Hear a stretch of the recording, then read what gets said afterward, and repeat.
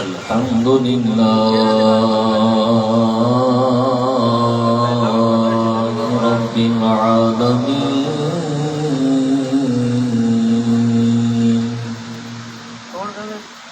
والصلاة والسلام على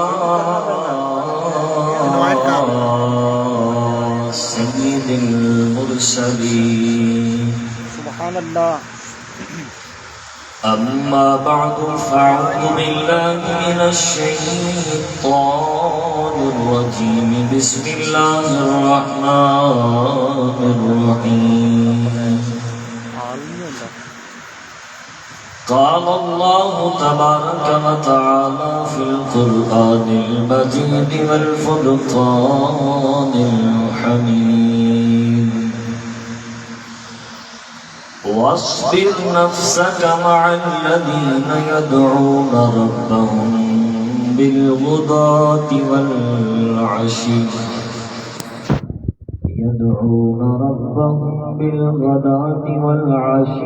يريدون وجهه ولا تعد عيناك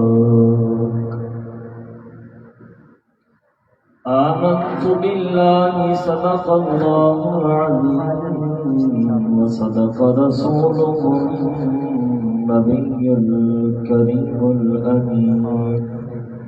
مل کے پڑھیں گے الصلاۃ والسلام علیک یا رسول اللہ وعلی آلک واصحابک یا حبیب اللہ. الصلاۃ والسلام علیک یا رحمۃ للعالمین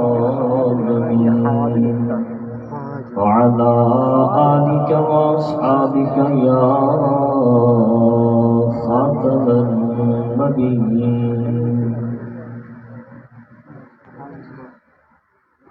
سفر المظفر سیدنا اعلیٰ حضرت امام اہل سنت کے عرس پاک کا بھی مہینہ ہے. سبحان اللہ. 25 سفر کو آپ کا عرس ہے. سبحان اللہ. اور ہمارے نعت خوان حضرات بھی ماشاءاللہ بہت آسان انداز میں حاضری لگواتے رہے، لیکن میں سمجھتا ہوں ہمارے بزرگ فرماتے ہیں کلام الامام امام الکلام. واہ واہ واہ واہ. امام احمد رضا کا کلام سارے کلاموں کا بھی امام ہے.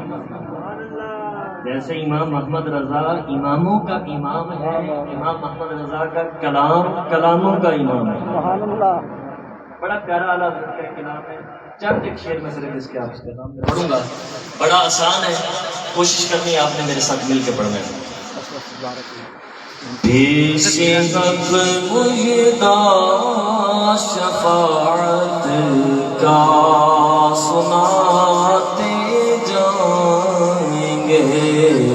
پیش حق مجدہ شفاعت کا سناتے جائیں گے.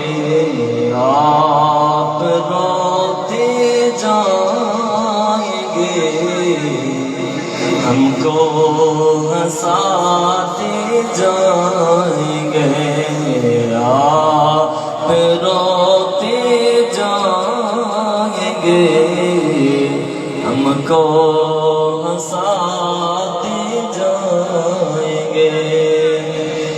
دل نکل جانے کی جا ہے آہ کن آنکھوں سے وہ. یہ سمجھے آدھر فرماتے دل نکل جانے کی جا ہے. یہ سوچ کر تمہارا دل کیوں نہیں نکل جاتا کن آنکھوں سے وہ ہم سے پیاسوں کے لیے دریا بہاتے جائیں گے. دل نکل جانے کی جا ہے آہ کن آنکھوں سے وہ ہم سے پیاسوں کے لیے دریا بہاتے جائیں گے.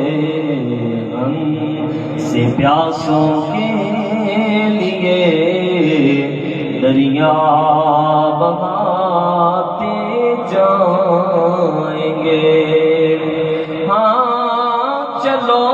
حسرت زدوں سنتے ہیں وہ دن آج ہے، ہاں چلو حسرت زدوں سنتے ہیں وہ دن آج ہے، تھی خبر جس کی کہ وہ جلوہ دکھاتے جائیں گے۔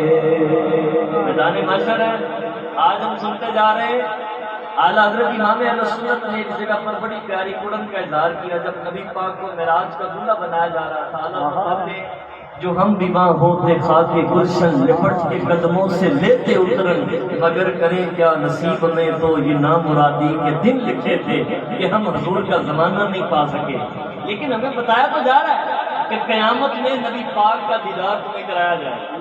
اعلیٰ فرماتے ہیں جب قیامت کا دن ہوگا نا تو پھر لوگ ایک دوسرے کو پتہ کیا کہیں گے؟ لوگ کہیں گے ہاں چلو حسرت زدوں سنتے ہیں وہ دن آج ہے، تھی خبر جس کی کہ وہ جلوہ دکھاتے جائیں گے، تھی خبر جس کی کہ وہ جلوہ دکھاتے جائیں گے۔ سارے جمائیں منظر کیا ہے سنیے ذرا، خاک استادو بس ان کے آنے کی ہی دیر ہے، خاک استادو بس ان کے آنے کی ہی دیر ہے، خود وہ گر کر سجدہ میں تم کو اٹھاتے جائیں گے، خود وہ گر کر سجدہ میں ہم کو اٹھاتے جائیں گے، اور وسعتیں دی ہیں خدا نے دامن محبوب کو، وسعتیں دی ہیں خدا نے دامن محبوب کو، خود وہ گر کر جرم کھلتے جائیں گے، آقا چھپاتے جائیں گے۔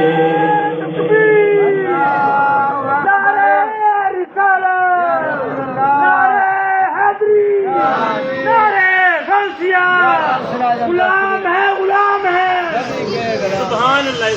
وسعتیں دی ہیں خدا نے دامن محبوب کو، جرم کھلتے جائیں گے، آقا چھپاتے جائیں گے، جرم کھلتے جائیں گے، آقا چھپاتے جائیں گے، پیش حکم یہ شفاعت کا سناتے جائیں گے، آپ روتے جائیں گے، ہم کو ہنساتے جائیں گے۔ حمد و ثناء کے بعد نہایت ہی واجب الاحترام سامعین حاضرین، آج ہم سب سالانہ عرس پاک کے سلسلہ میں یہاں پر جمع ہیں۔ قرآن پاک سورہ کہف کی آیت نمبر 28 کا ایک حصہ میں نے آپ کے سامنے پڑھا ہے، اس پر ہم نے کچھ گفتگو کرنی ہے، اور اس کے ضمن میں چند ایک باتیں آج کی سورہ پاک کی جو علمی نشست ہم سب شروع کر کے بیٹھے ہیں، انشاءاللہ اس علم کی روشنی سے اپنے دامن کو بھریں گے۔ پہلے ترجمہ سنیں۔ اس آیت کا ترجمہ یہ ہے، اے میرے بندے تو اپنے آپ کو ان لوگوں کی سنگت میں جمائے رکھنا جو صبح و شام رب کو یاد کرتے ہیں اور اس کی رضا کے طلبگار رہتے ہیں، تیری محبت اور تیری توجہ کی نگاہیں ان سے نہ ہٹیں۔ ایک بات یاد رکھنا، قرآن پاک کی بہت ساری آیات طیبہ ڈائریکٹ خطاب تو نبی پاک صلی اللہ علیہ وسلم سے ہے، لیکن زبان مصطفیٰ کے ذریعے پیغام پوری امت کو ہے۔ یعنی یوں کہہ سکتے ہیں خطاب نبی پاک سے ہے، پیغام امت کو دینا مقصود ہے۔ اور میں یہاں رک کر ایک بات اور وضاحت کرتا چلوں، آج ہمارے معاشرے میں یہ سارے لوگ، یہ تمام احباب جیسے انبیاء کی عزت و عظمت کی بات کرتے ہیں، ویسے ہی اللہ کے ولیوں کی عزت و عظمت کی بات بھی کرتے ہیں، اللہ کے نیک بندوں کی بات بھی کرتے ہیں۔ اگر عرس آئے داتا علی حجویری کا تو داتا علی حجویری کی بات بھی کرتے ہیں، بابا فرید کی بات بھی کرتے ہیں، خواجہ معین الدین چشتی اجمیری کی بات بھی کرتے ہیں، سلطان الہند کی بات بھی کرتے ہیں۔ یہ احباب وہ بیٹھے ہیں جو غوث اعظم کی بات بھی کرتے ہیں، یہ احباب وہ بیٹھے ہیں جو حضرت سیدنا بہاؤالدین زکریہ ملتانی کی بات بھی کرتے ہیں، یہ احباب وہ بیٹھے ہیں جو بریلی کے امام کی بات بھی کرتے ہیں، یہ احباب وہ بیٹھے ہیں جو محدث اعظم پاکستان کی بات بھی کرتے ہیں۔ ہم سب جیسے انبیاء کی عزت میں پہرا دینے والے ہیں، ویسے اللہ کے ولیوں کی عزت پر پہرا دینے والے بھی ہیں۔ لیکن بدقسمتی سے لوگوں کی ذمہ داریاں مختلف ہیں، لوگوں نے اپنے ذمہ کام مختلف لیے ہیں۔ بعض لوگوں نے انبیاء کی ذات پر حملہ اپنے ذمہ لیا اور بعض لوگوں نے اولیاء کی ذات پر پھونکنا اپنے ذمہ لیا۔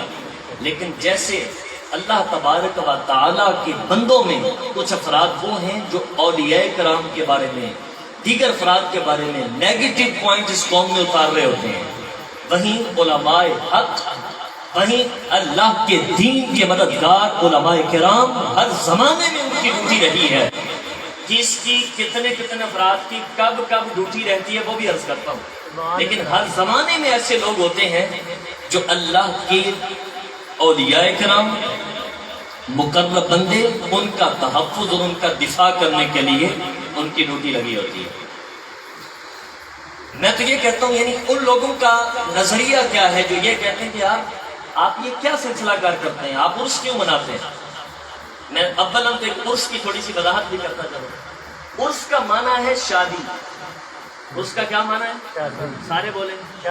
آپ عربی ڈکشنری کھولیں گے تو آپ کو وہاں عرس، تاج العروس یا عرس کے نام کا جب معنی دیکھتے ہیں تو آپ کو غرفۃ العروس، کمرہ عروسی، شادی کا کمرہ، تو عرس کا معنی شادی ہے۔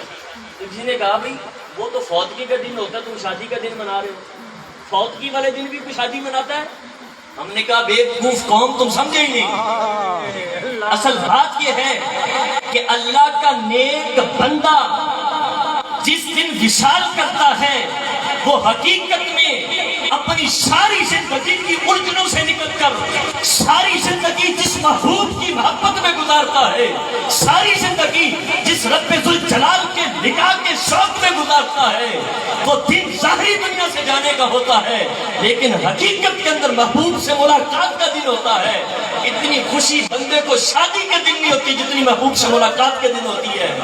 تو حضرت یہ جو عرس کا معنی شادی ہے، معنی خوشی کا دن، تو اللہ کا ولی جس دن وصال کرتا ہے اس دن اپنے محبوب سے ملاقات کرتا ہے، اسی وجہ سے اس کو یوم عرس کہا جاتا ہے۔ سبحان اللہ، نعرہ رسالت، نعرہ رسالت، تاجدار ختم نبوت۔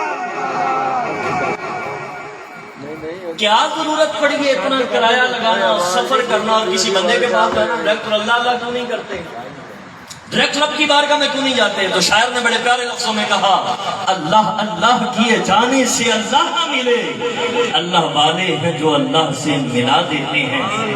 بندے کو درمیان میں کیوں لا رہے ہو؟ ڈائریکٹ رب کی بارگاہ میں جاؤ، میں کہتا ہوں تم اللہ کی توحید کی طرف دعوت دینے والوں، تم رب کی توحید کا پیغام سمجھے ہی نہیں۔ مالک اپنی توحید بیان کرنے کے لیے بھی درمیان میں واسطہ بندے کا لا رہا ہے۔ اس کی وجہ یہ نہیں کہ رب کو احتیاج ہے، رب کو محتاجی نہیں کہ اللہ نے قرآن میں فرمایا ما کان لبشر ان یکلمہ اللہ الا وحیا، فرمایا کسی بشر میں یہ طاقت ہی نہیں کہ وہ ڈائریکٹ اللہ سے ہم کلام ہو سکے مگر وحی کے ذریعے۔ اور وحی کس کو آتی ہے؟ نبی کو۔ وحی کس کو آتی ہے؟ اب دیکھو اللہ تعالیٰ نے جب پیغام توحید اپنے بندوں کو دینا تھا، وہ سورت جو عام میں سے سب کو آتی ہے، قل هو اللہ احد، اس کا ترجمہ پتہ کیا ہے؟ اے حبیب آپ فرما دیں اللہ ایک ہے۔ سبحان اللہ۔ اے حبیب آپ فرما دیں مولا تو ڈائریکٹ ہی کہہ دیتا ہوں اللہ احد، اللہ ایک ہے۔ مالک نے اپنے محبوب کے ذریعے سے کہلوا کر بتا دیا کہ مخلوق رب ذوالجلال تک پہنچنا چاہتی ہے تو درمیان میں واسطہ میرے محبوب کا ہوگا، درمیان میں بات میرے محبوب کی ہوگی۔ تم ڈائریکٹ کہاں تارے جوڑنا چاہتے ہو؟ مالک کی توحید کے بڑے دعوے دارو، مالک کی توحید کا پیغام تو سمجھو۔ سورہ اخلاص جو قرآن کی چھوٹی سورت ہے، مالک اس کے ذریعے بھی اپنے بندوں کو جو پیغام دینا چاہتا ہے وہ یہی ہے کہ مالک ڈائریکٹلی فرما سکتا تھا هو اللہ احد، وہ اللہ ایک ہے۔ فرمایا قل هو اللہ احد، ساری دنیا بھی کہتی رہے اللہ ایک ہے، لیکن محبوب میں تم سے سننا چاہتا ہوں آپ فرمائیے اللہ ایک ہے۔ سبحان اللہ۔ آپ فرمائیے اللہ ایک ہے۔ اس سے پتہ چلا کہ بندوں کے واسطے سے رب تک جانا یہ قرآنی تعلیمات ہے۔ اور اس آیت مبارکہ میں بھی اللہ تبارک و تعالیٰ نے یہی پیغام دیا، فرمایا وَاصْبِرْ نَفْسَكَ مَعَ الَّذِينَ يَدْعُونَ رَبَّهُمْ، اے حبیب آپ صبر کیجئے، آپ ان کے ساتھ رہیے، وہ لوگ جو صبح و شام اپنے رب کو پکارتے ہیں۔ مطلب اس میں نیک لوگوں کے ساتھ کی دعوت دی گئی۔ اس سے پتہ چلا کہ نیک لوگوں کا ساتھ اختیار کرنے کا حکم خود اللہ نے قرآن میں ارشاد فرمایا۔ سبحان اللہ۔ میں یہاں تھوڑی سی بات اس حوالے سے کروں کہ ہمارے آج کی اس دور کے اندر بہت سارے لوگ ایسے ہیں کہ جن کا نقطہ نظر یہ ہوتا ہے کہ یار وہ لوگ جو اس کو نیگیٹو لیتے ہیں آپ ان کے بارے میں بات کیوں کرتے ہیں؟ ہماری مجبوری، میں آپ کو بتا دوں کیوں۔ اللہ کے پیارے نبی حضرت سیدنا خضر علیہ السلام آپ کہیں تشریف لے جا رہے تھے، دریا کے کنارے پہنچے نا تو دریا کے اندر ایک بچھو ہے، اور وہ بچھو پانی کے اندر زندگی و موت کی کشمکش کے اندر ہے۔ اللہ کے پیارے نبی حضرت سیدنا خضر علیہ السلام نے درخت کا ایک پتا توڑا اور اس کی طرف یوں بڑھایا، وہ پتے پر تیرتا ہوا جب کنارے پر آیا تو آپ نے اس کو اٹھا کے سائیڈ پر رکھنا چاہا، ابھی اٹھا کے سائیڈ پر رکھنے ہی والے تھے کہ اس نے ڈنگ مار دیا، اور ڈنگ مارنے کے بعد چھلانگ لگا کے پھر پانی میں آپ نے پھر پتا اس کی طرف بڑھایا، اس نے دوسری دفعہ پھر آپ کو ڈنگ مارا، تیسری دفعہ جب آپ پھر اس کی طرف بڑھے نا تو قریب سے ایک بندہ گزرا، اس نے کہا خدا کے بندے آپ اتنی بڑی عمر کے ہیں لیکن کام بچوں والا کر۔ آپ نے کہا وہ کیوں؟ یہ بچھو ہے، یہ آپ کا مریض تو ہے نہیں کہ آپ آج اس کو نکالیں گے تو کل آپ کو نذرانہ دے گا، آپ کا شاگرد تو ہے نہیں کہ کل آپ کے ہاتھ چومے گا، اس کا تو کام ہی ڈنگ مارنا ہے، آپ اس کو کیوں نکال رہے ہیں؟ اللہ کے پیارے نبی حضرت سیدنا خضر علیہ السلام نے جواب دیا، آپ نے فرمایا یہ بچھو ہے، اس کی فطرت ہے ڈنگ مارنا، جب یہ برائی کے اندر اپنی بری فطرت نہیں چھوڑتا، میں اللہ کا نبی ہو کہ اچھی فطرت کیوں چھوڑوں؟ سبحان اللہ۔ یہ بری فطرت نہیں چھوڑ رہا تو میں اللہ کا نبی ہو کہ اچھی فطرت کو چھوڑ دوں؟ اس کا کام برائی ہے، میرا کام اچھائی ہے، اور میں میرا کام یہ ہے۔ تو برے لوگ اپنی برائی سے باز نہیں آتے، وہ اولیاء پر نقد کرنے سے باز نہیں آتے، تو ہم اولیاء کے فضائل بیان کرنے سے کیوں ہٹ جائیں بھائی؟ ہم تو وہ حالانکہ وہ حقانیت بیان کرتے ہیں جو اللہ تعالیٰ نے اپنے پاک مقدس کتاب قرآن پاک میں بیان فرمائی۔ اولیاء کرام کی چند قسمیں جس کو علامہ نبہانی رحمۃ اللہ تعالی علیہ نے اپنی ایک ضخیم کتاب آپ نے لکھی ہے جامع کرامات اولیاء، اس کے اندر مختلف قسمیں اولیاء کرام کی بیان کی گئی ہیں۔ میں چند ایک آپ کے سامنے رکھتا ہوں۔ اولیاء کرام کے اقسام میں سے ایک ہے قطب، آپ نے سنا ہوگا قطب، اب کتب کس کو کہتے ہیں؟ فرمایا کتب اسے کہتے ہیں جو خود یا کسی کے نائب کے طور پر حال اور مقام کے درجے تک پہنچ جائے. حال اور مقام کے ولایت کے درجے ہیں. کتب اس کو کہتے ہیں جو حال اور مقام کے درجے تک پہنچ جائے. کتب کے بعد درجہ آتا ہے آئمہ کا. آئمہ وہ ہوتے ہیں کہ جب کتب وصال کر جائے تو وہ اپنا نائب اور خلیفہ جس کو مقرر کرتا ہے وہ آئمہ کا درجہ ہے. اسی طرح تیسرا درجہ ولایت کا ہے اوتاد. یہ وتد کی جمع ہے. وتد عربی میں بولتے ہیں کیل کو. کس کو بولتے ہیں؟ کیل کو. یہ جو اوتاد ہیں یہ ہر زمانے میں 4 ہوتے ہیں. ہر زمانے میں اوتاد کتنے ہوتے ہیں؟ 4. مشرق، مغرب، شمال، جنوب کے علاقوں کی حفاظت کے لیے اللہ تعالیٰ اوتاد کو پیدا فرماتا ہے. اور فرمایا جب کیل کسی جگہ پر لگ جاتا ہے تو وہ مضبوط ہو جاتی ہے. اللہ اپنے اوتاد کو جس سمت میں بھیج دیتا ہے اللہ تعالیٰ اس سمت کی حفاظت فرما دیتا ہے. سمتیں 4 ہیں: مشرق، مغرب، شمال، جنوب. اوتاد ہر زمانے میں 4 ہوتے ہیں جو مشرق، مغرب، شمال اور جنوب کی حفاظت کر رہے ہیں. اور اسی طرح ایک ہے درجہ اولیاء میں سے ابدال کا. آپ نے سنا ہوگا ابدال. ابدال ہر زمانے میں 7 ہوتے ہیں. کتنے ہوتے ہیں؟ سارے بولیں 7 ہوتے ہیں. اس کی وجہ یہ ہے 7 بر اعظم ہے دنیا کے. ہر ایک بر اعظم کی حفاظت کے لیے اللہ ایک ابدال بھیجتا ہے. اور ابدال کی خوبی پتہ کیا ہوتی ہے؟ فرمایا ابدال بالفرض کسی ایک بر اعظم سے دوسرے بر اعظم میں جانا چاہے تو یہ بر اعظم خالی نہیں ہوتا. یہ فی الفور اپنا کسی کو نائب مقرر کرتا ہے. اور نائب اس کو مقرر کرتا ہے جو بعین ہی اس کا ہم شکل ہوتا ہے کہ دوسرے علاقے میں چلا بھی جائے تو جو پیچھے موجود ہے لوگ اس کو وہی سمجھ رہے ہوتے ہیں. اللہ کے بندوں میں اتنی طاقت ہے، اتنی قدرت ہے کہ یہ جب کسی کو اپنا نائب بنا دیتے ہیں مالک اس اصل والا عکس اس پر بھی ڈال دیتا ہے اور یہی ہی یہ وہی لگ رہا ہوتا ہے. یہ ابدال بھی اولیاء کے درجوں میں ایک درجہ ہے. اسی طرح ایک درجہ رجال الغیب. ولیوں کے درجات میں سے ایک درجہ ہے رجال الغیب. یہ وہ لوگ ہوتے ہیں جو رب کی بارگاہ میں انتہائی عاجزی کا اظہار کرتے ہیں. تجلیات رحمان کے غلبے کے سبب آہستہ آواز کے علاوہ کچھ نہیں بولتے. اور فرمایا ہر وقت اللہ کے مشاہدے میں رہتے ہیں. ہر وقت اللہ کے مشاہدے. یہاں تک کہ ان کے بارے میں آتا ہے کہ وہ لوگ ہوتے ہیں اللہ کے ولی حضرت سیدنا عبداللہ رضی اللہ عنہ کے بارے میں ایک تفسیر میں نے پڑھا. وہ کہتے ہیں کہ ہم اللہ کی ذات کے مشاہدے میں اتنا ڈوبے رہتے ہیں کہ ہم جس لمحہ اپنے آپ کو رب کے مشاہدے سے غیب پائیں ہم اپنے آپ کو مسلمان ہی نہیں سمجھتے. یعنی ہم ہر وقت اللہ کے جلووں میں گم رہتے ہیں. یہ وہ درجہ ہوتا ہے.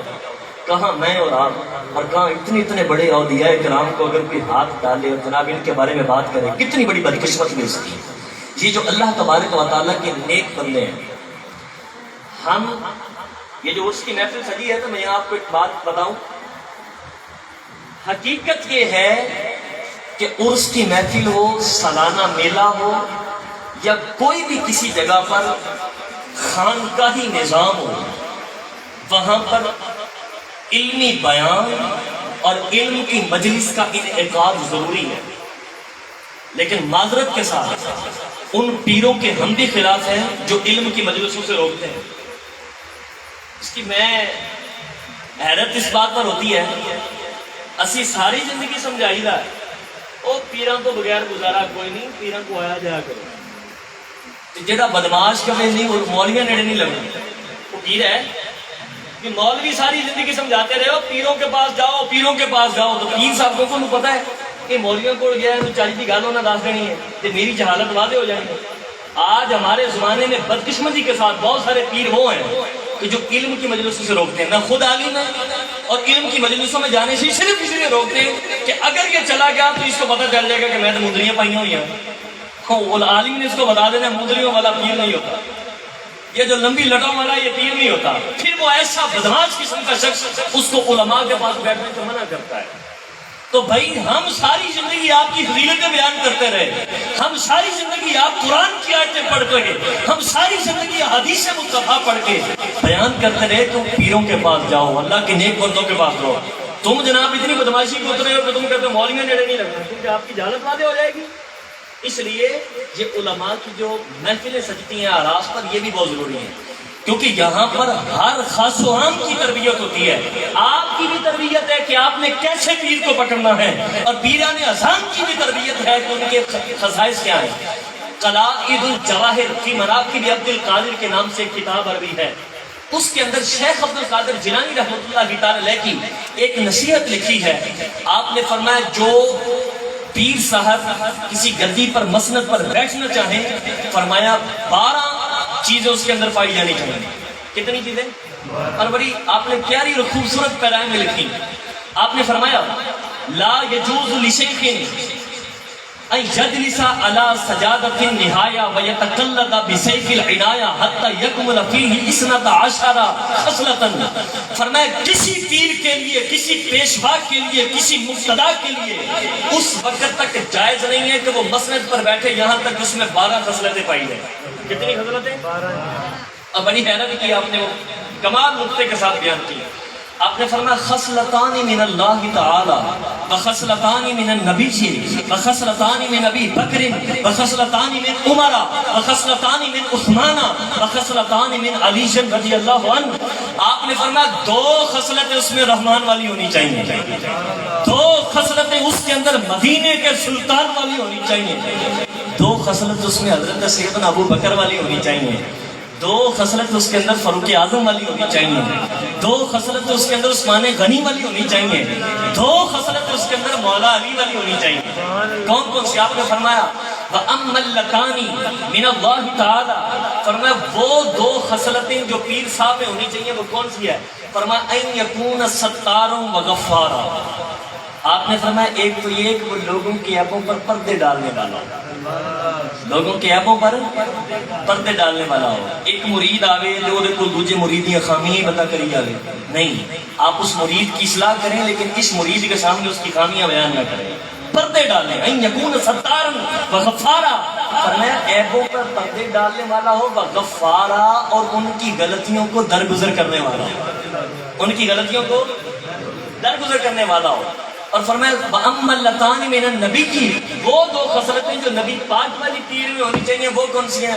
فرمایا أَن يَكُونَ شَفِيقًا وَرَفِيقًا، فرمایا وہ شفقت کرنے والا ہو اور نرمی کرنے والا ہو، شفقت کرنے والا ہو اور نرمی کرنے والا ہو۔ اب کئی بزرگاں نال تانوں پتہ ہے ایک ادھا ملانگے ہو جا ہوندا بھی وہ کوئی یہ جی کھچ ماردا ہے پیر صاحب نوں تے صبر کرنا پیندا ہے۔ فرمایا ایک مجاہد دا حصہ ہوندا، وہ ایسا ایک درویش ذات ہوتا ہے کہ پیر صاحب نے صبر کا امتحان ہوتا ہے کہ پیر صاحب صبر کرتے کہ نہیں کرتے۔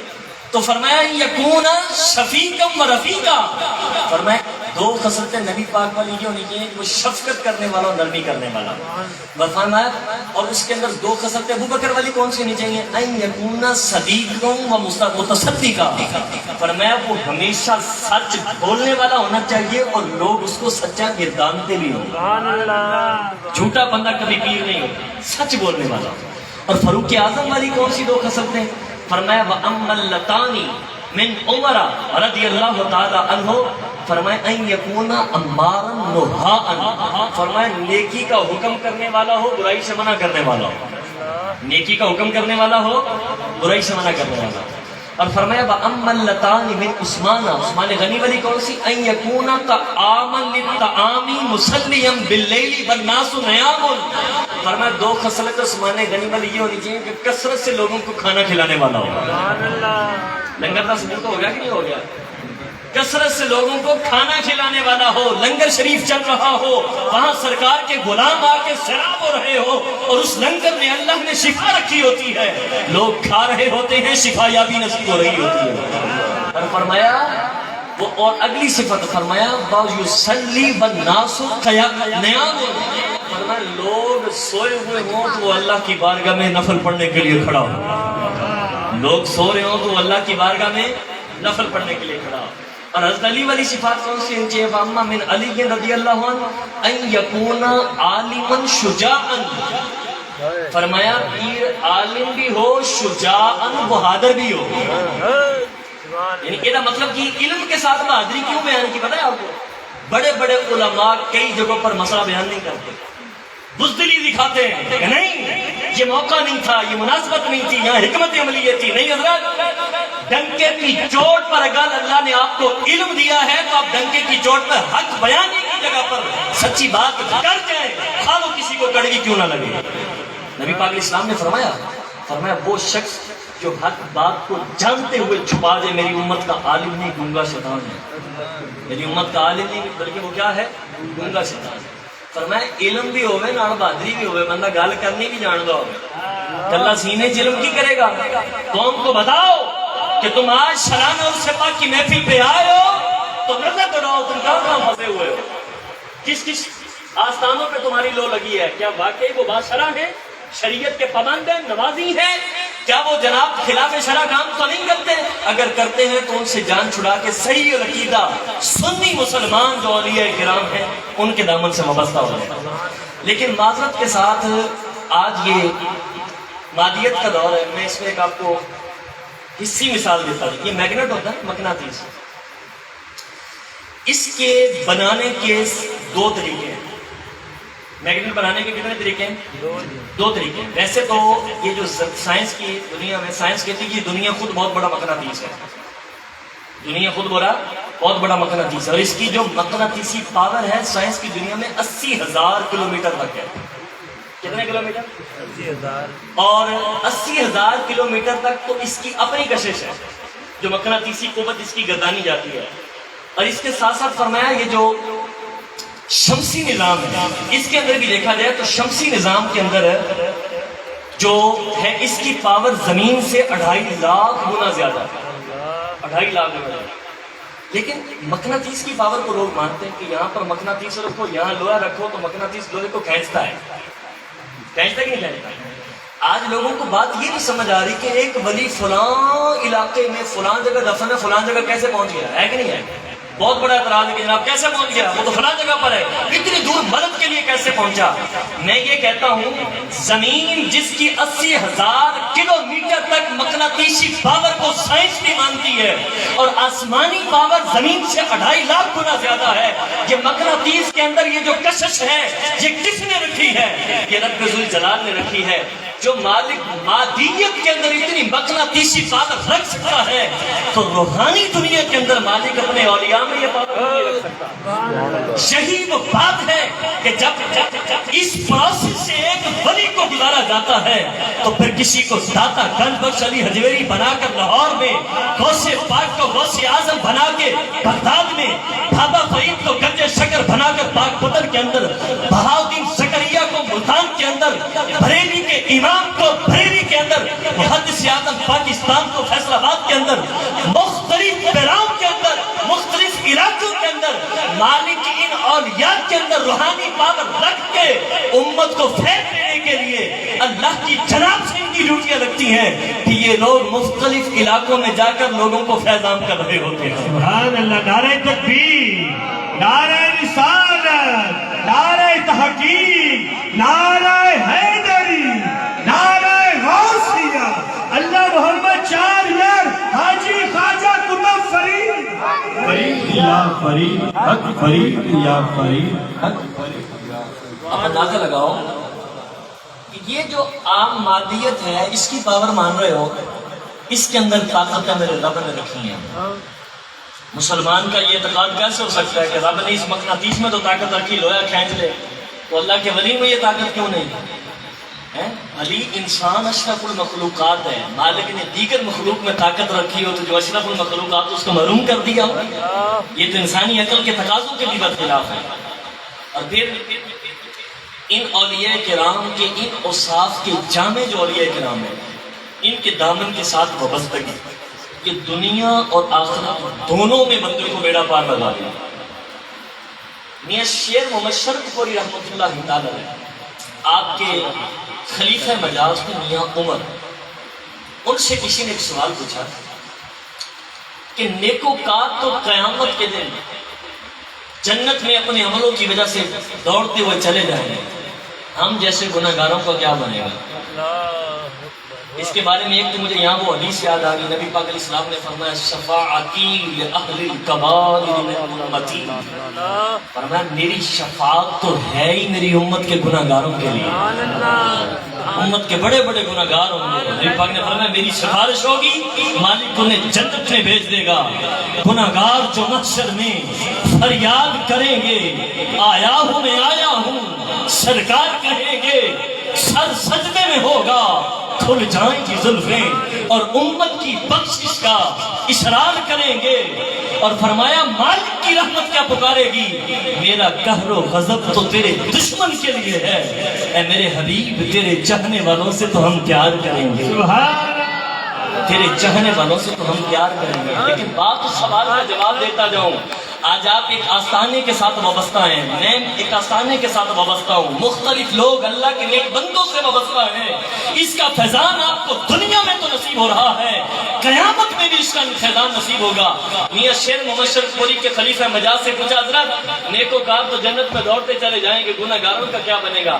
اے پنڈ دے بندے بیٹھے انہوں نے جٹ کی مثال دیتی، آپ نے فرمایا مجھے ایک بات بتاؤ، اے زمیندار بندے جو پانی لاندے، فرمایا جیسے ہی پانی کو کھولتے ہیں تو سب سے پہلے وہ تنکوں والا گندا مندہ پانی سب سے پہلے جاتا ہے، صاف پانی بعد میں آتا ہے۔ فرمایا جب جنت کے دروازے کھلنے ہیں، جب مالک کی رحمت نے صدا لگانی ہے، جب جنت کی طرف بلاوا آنا ہے، جب رضوان جو جنت میں معمور فرشتہ ہے اس نے صدا لگانی ہے، فرمایا نیکوکاروں کی روحانی پاور ہم جیسے گناہگاروں کو جنت میں پہلے بھیجے گی، خود بعد میں جائے گی۔ سبحان اللہ،